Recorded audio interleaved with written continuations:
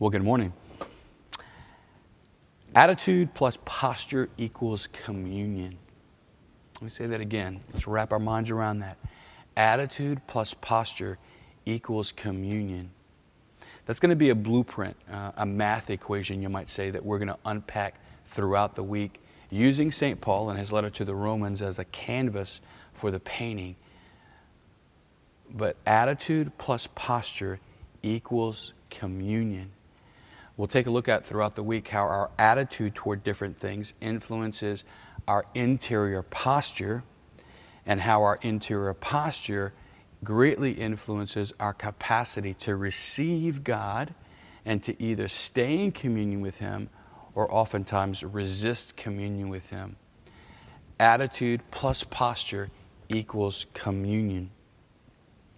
Let's talk about suffering today and how our attitude towards suffering influences our posture during suffering, and that can greatly influence our experience of communion with God in the suffering. St. Paul talks about suffering today. Romans chapter 8 is our first reading at Mass today, and right there in verse 18 he says, "I consider that the sufferings of this present time are as nothing compared with the glory that will be revealed for us." Now, of course, that's a message of hope. It's inviting us to the glory of God. It's a trajectory that takes us out of the present moment and puts everything in the big picture. But I think a lot of times, just the word suffering, we can read that line and just get caught right there and stuck in the suffering. Why? Because of our attitude towards suffering. We live in a culture that has an aversion for suffering. We live in a culture that wants to do everything it can to run away from suffering or to even medicate us in the suffering. We live in a culture that offers instant gratification so that we don't have to even face the suffering that's there. We live in a culture that has an aversion for suffering. Like a lot of us, our attitude towards suffering is we hate suffering. And it's important for us to pay attention to our thoughts in our attitude, in our aversion toward the suffering. Let me give you a concrete example. I've been a priest for 12 years now. I've probably done over 300 funerals. And the most commonly asked question at every one of those funerals is the same. Why? 300 funerals, one word, one question. Why? In suffering, we experience pain. And when you and I are experiencing a pain that's bigger than us, oftentimes we feel out of control. So I think instinctively we grasp for something that we can control, like the answer to a question. Why? If I can understand it, then I'll have an answer.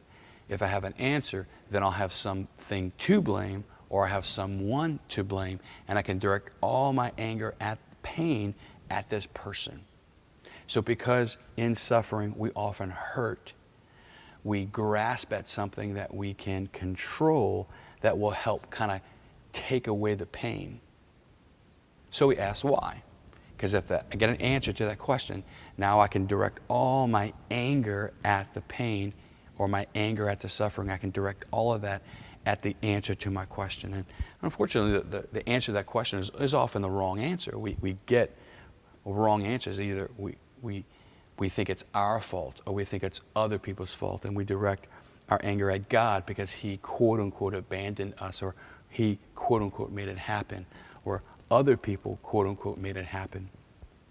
Oftentimes we directed anger at ourselves and we blame ourselves for the suffering in our life. And so for different reasons, I think we have this aversion for suffering, and inside our attitude toward the suffering is a myriad of accusations toward God, toward other people, or toward ourselves.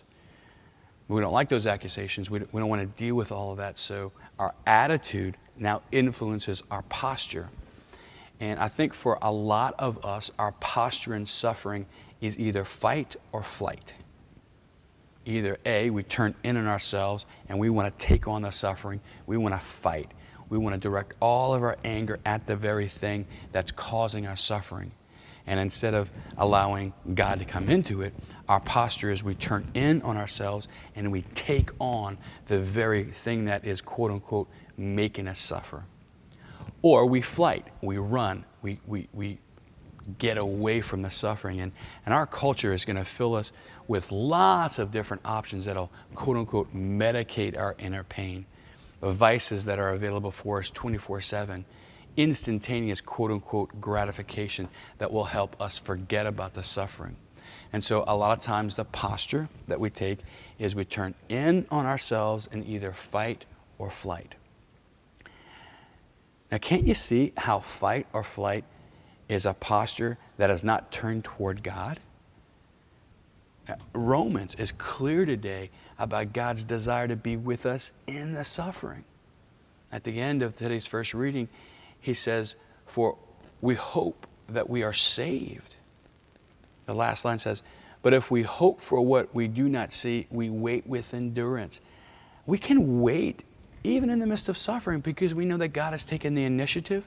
We know that God has already, quote unquote, won the victory for us. We know that God is with us in all things in our life. Even in the suffering, God is with us right there. And while it may not make a lot of sense that God can be with us and that we still suffer, the most important thing is for us to understand how our attitude plus our posture equals communion. In our posture, can we turn not toward ourselves, but can we turn toward God, open to everything that He wants to give us, even in the midst of suffering, that will actually further and deepen our communion with Him. Attitude plus posture equals communion.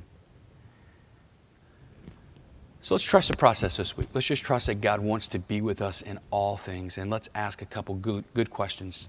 The first couple good questions that we can ask ourselves today is, what's your attitude toward suffering? And what are some of the thoughts that accompany the suffering? Are you quick to blame yourself? Are you quick to assume that God is not with you? Or are you quick to blame God for the suffering? What's your attitude toward suffering, and what are some of the thoughts that accompany the suffering? Second question for us today is, what's your posture in suffering? Do you fight or flight? Do you want to fight and just dig in, work hard, just kind of take on the thing you're suffering with? Or do you run away from it, just kind of medicating, quote unquote, with lots of different things that the world offers? And third question, what's your experience of God with you in the midst of suffering? Let's trust the process, knowing that God wants to be with us.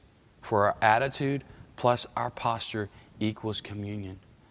Let's trust that God wants to be with us in deep communion, even in the midst of suffering. God bless you.